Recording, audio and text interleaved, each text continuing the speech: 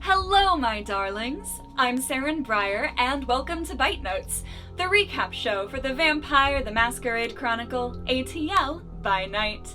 Tonight, we look back at Season 1, Chapters 7 and 8.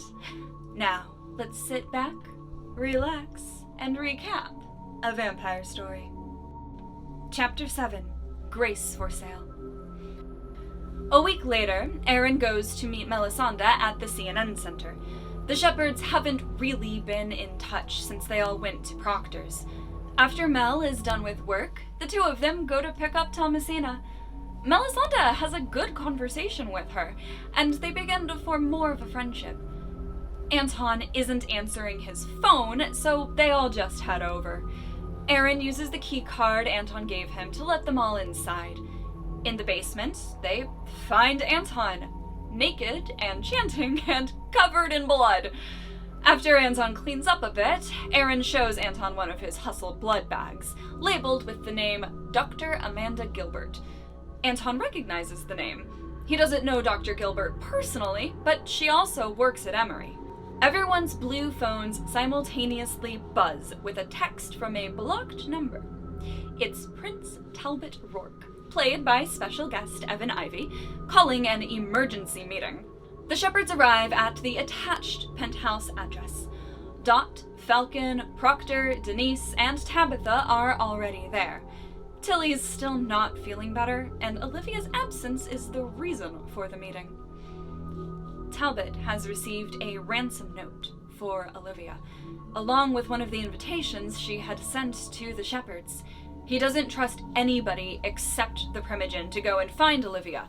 Whoever took her has to be incredibly strong. In their absence, the Shepherds will oversee the clans and handle any problems that arise. Falcon will stay as well to oversee them. Throughout the meeting, it becomes clear that Prince Talbot is incredibly volatile and condescending, particularly to the women in the room. I would appreciate the opportunity to make it up. What he means is that we would like to do this as expeditiously as possible. Your time, clearly, is that valuable. That's why you're not doing it. I also mean I would like to take responsibility if this was our fault. You will. You will.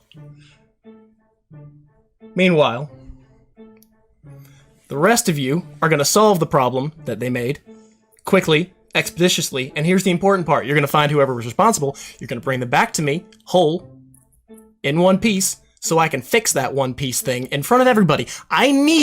Okay? Let's get this straight here. I need everyone to understand what happens when they start shit in my territory. So I want every single one of you to make eye contact with me and say, "I understand, sir." All right? Am I fucking crystal clear? They all kind of stiffen up and say, "I understand." Thank you. And Dot, who's been quiet the whole time, kind of looks to Falcon and goes, "And Prince, if I may ask, what exactly is going to happen to our clans while they're gone? Tabitha, I know she's of your clan, so maybe you feel some level of comfort, but I don't entirely feel like we should put all the burden of these clans on just one prince. So what's the plan?" Remember what I said earlier about babysitting? And you taking responsibility? That's what these Shepherds are for. Since Falcon over there is so proud of what she's done, they can at least prove themselves on some level, right? Is that fair? Yes, sir. Yes, good. All right. Pardon. After the situation is explained, a package is delivered to Talbot. It's leaking. Inside is a large piece of white Victorian fabric, absolutely soaked in blood. A photograph of Olivia, seemingly in torpor, and a threatening note. Talbot throws a chair, and the Primogen quickly leave. Anton manages to use Taste of Blood on the fabric and determines that it is, in fact, Olivia's. The Shepherds take their leave shortly after. Alone in his penthouse, Prince Talbot Rourke laughs. The Shepherds meet Falcon at her usual location in Kenny's Alley. They confirm right now that the plan is to simply survive until Olivia comes back. None of the Primogen believe Talbot is right for this city, but without Olivia, they can't do anything about it. Melisande, ever the Bruja, proposes a revolution, but since they aren't anarchs, any power exchange would have to be done properly. Falcon isn't sure exactly when Olivia went missing. Talbot also only contacted the Primogen earlier that night. The Shepherds plan how best to keep an eye on everything. There aren't enough Tremere to worry about, and Elijah's already watching over the school. The Ventru may need a closer eye due to the power vacuum, but the gangrel should be fine. Someone named Alpha is already there in Denise's absence, which Aaron is less than thrilled to learn. Meanwhile, Prince Talbot is planning a masquerade ball. The security guard from downstairs knocks on your door. Open the door. Yeah. Hello, sir. I've got those files you requested, the folders for the party. Perfect. Nothing's leaking, right? No, I printed these out myself, sir. Okay. And so, I've got, this folder is venue spaces, and this folder is the names of the people you requested, and then this folder is decorations. I figure, since it's going to be a masquerade ball, we should really do it up. Yeah, that was the whole point. Well, yeah, of course, sir. I know. Did you want an invite, on the down low? I would kind of like that, sir. I've never been to a kindred party, and this one sounds like a real hoot. All right, you just gotta try and find one of those Halloween pop-ups or something, or it's just some Oh, I've got a sister. She lives out in Kansas. She's real great. You'd probably like her. She seems real could be kindred type. I don't know. She's real pale. She wears big boots. She's got a lot of black clothes. Her hair is real straight black. But she sometimes, when she comes to the family functions and she wants to give my mother a fright, she puts on these fangs, and I tell you, they're real convincing. I'm sure they're pretty offensive to your type, but they're pretty convincing to me. So maybe I can get you a picture and run it by you and see what you think. If you're asking, the answer is no. I have to turn down requests from people like her so many times a week. Oh, no, I just mean I think she might be, but I don't know. Yeah, send me pics. Will do. All right, thank you, sir. Did you need anything else for this party? Am I supposed to go ahead and start inviting people? You haven't yet? You said you wanted to look over that guest list first. You said you gotta choose your guest of honor. I just wanted to make sure I didn't overstep my boundaries. My mom says I do that too much. Yeah, I was testing you. All right, yeah, you're good. You can. All right, thank you, sir. Goodbye. Chapter 8. Black Dog Bite. The Shepherds are still uneasy after their meeting with Falcon. The whole situation feels like some kind of power grab. In his haven, Sirius receives an encoded text from Dot, informing him that Talbot has sent the Primogen on a mission that she may not return from, and instructing him to go help the Shepherds. He assumes they'll be at Anton's haven. When the rest arrive at the Athenaeum, Sirius is already there. Mel spots a large black dog standing on the sidewalk across the street, watching them. Hex is waiting for the coterie as well. Dot has ordered the Nosferatu haven sealed while she is away. Anton fills Hex and Cirrus in on the situation, and they all decide to divide and conquer. Cirrus volunteers to accompany the nervous Aaron back to the Gangrel compound, and Anton makes sure everyone has a wooden stake. Aaron and Melisande are unable to find their invitations from Olivia. Before he leaves, Aaron speaks to Anton about the reason they met. Aaron has been looking for his missing girlfriend for years, since before he became a kindred. Anton will continue to help him search, but warns him to be cautious. The last time Aaron found a solid lead, he nearly died. After After Eren leaves, Anton sends a coded message to the rest of the Tremere and goes to check on Tilly's ghoul Jacob. Thomasina begins planning a gala benefit featuring some of her tapestries, including the one Olivia gifted to her, in an attempt to draw out anyone who may have targeted the missing Primogen. Cirrus drives Eren to the Gangrel compound on Lake Lanier. He gives Eren a magazine with 5 incendiary rounds and asks if he can help find as much information as possible about a Dr. Amanda Gilbert. Cirrus knows where she is, but needs to know everything else. Eren shows him the bag of Dr. Gilbert's blood, and they decide to ask Anton what he can discern from it later. On the way to the compound, they nearly run over a large, black dog standing in the middle of the road. Anton lets the group chat know that everything's fine at Tilly's house. Melisande arrives at Grace Manor and meets Elijah, under the ruse of checking in on the lost childer they've brought in. He knows that the excuse is an excuse, and speaks with her privately. Elijah's aware that Olivia is missing, but assures Mel that the school is still in the hands of a Primogen. The thin-blood Primogen, Elijah Grace. He asks her to keep this their little secret. Elijah's position on the council isn't known, even to Talbot Rourke.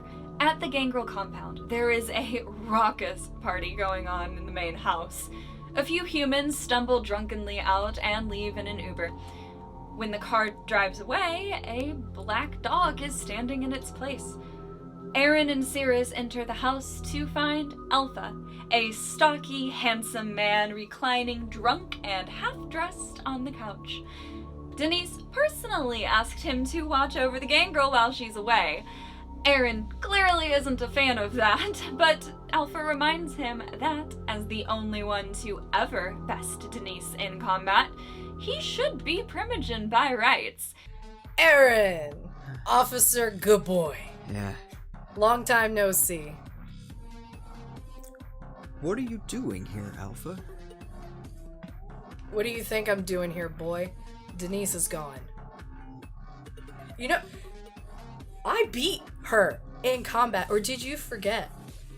You know that I'm supposed to be your Primogen, right? But I let her keep it, because my sights are a bit higher. So, since she loves playing babysitter to all you pups so much, I just let her keep it, figure it makes her happy. Why now? Because she messaged me. Told me that she was getting sent out and it was probably some horse shit that was going to get her killed, and so I told her I'd come play stepdad for all you little kitties while she does her business. She messaged you. Mm-hmm. Oh, I bet that twists your tail, doesn't it? But I'm glad that you were so happy to come back. Oh, always. Always. Huh? Are you planning on staying? Well, yeah. I'll be here as long as Denise needs me here, because she asked me to be here. So you're gonna want to remember that. I won't forget. Who's your little friend? Where are my manners? This is Cirrus, and he is here just as a friend. A friend? That happens when you... I'm making sure that the Masquerade is maintaining before I put a bullet in your head if it's not. Alpha. Oh, I like you. I like you. You're real severe. Yeah, no, those little humans have no idea. They think we just went a few rounds. Satisfied that there are no Masquerade violations, Cirrus and Eren return to the Athenaeum to reconvene with the others, only for Eren to receive a text from a blocked number telling him to come to Lake Lanier and bring his friends. Before they leave, Anton checks the bag of Dr. Gilbert's blood. She is a mortal, generally healthy woman in her 60s. Anton's magic won't be able to determine anything else. In exchange for examining the blood, Anton asks Cirrus a question. If he's Banu Hakim, why did his blood identify him as Kaitif, or clanless? Cirrus doesn't know. Everyone returns to Lake Lanier, Cirrus setting up with his sniper rifle further away. A short woman with a presence larger than her stature approaches. It's been years, but Aaron recognizes her and quickly texts Cirrus not to shoot. This is Jessica, Aaron's missing girlfriend, although her name is Sonny now. Sonny, played by Abby Parmenter, is a Garu, a werewolf. Aaron knew her both before and after her change. He almost found her once in the past, but her pack killed him. They don't have much time to catch up, though. Sonny's elders have sent her here as a messenger. They know Talbot has sent the Primogen away, and think he orchestrated Olivia's kidnapping himself. The Garu elders believe Talbot is making a power play for undisputed control over all of Atlanta, not just the Kindred. He's disturbing the balance, which the Garu fight hard to protect. The Garu have an offer. They will retrieve Olivia and bring her back safely. In return, they want clear domain lines for themselves, and proof that Talbot Rourke is dead.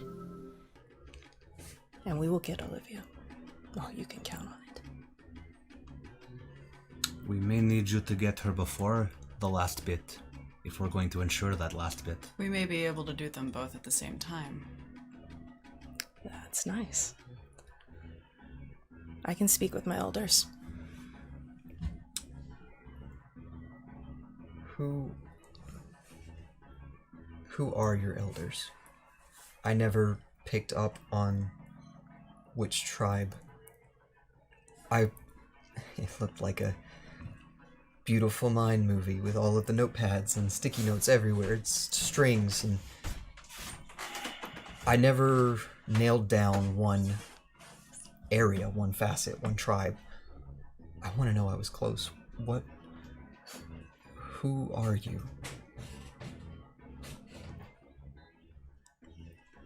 I think that needs to go for another time.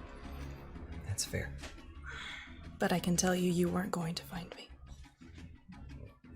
Now that's just insulting. I know you too well. The Shepherd's phones buzz in succession, all with the same text. An announcement from Prince Talbot, claiming that the Primogen have deserted the city, with an attached list of a new council, and an invitation to a masquerade ball to honor them. Thank you for tuning in to BiteNotes. Remember, liking, commenting, and subscribing does not violate the masquerade.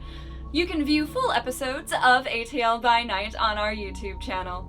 We stream Tuesdays at twitch.tv/ATL by Night. Remember to support us on Patreon and follow us on Twitter. And you can get this shirt, as well as others, from our TeePublic. Until next time, good night.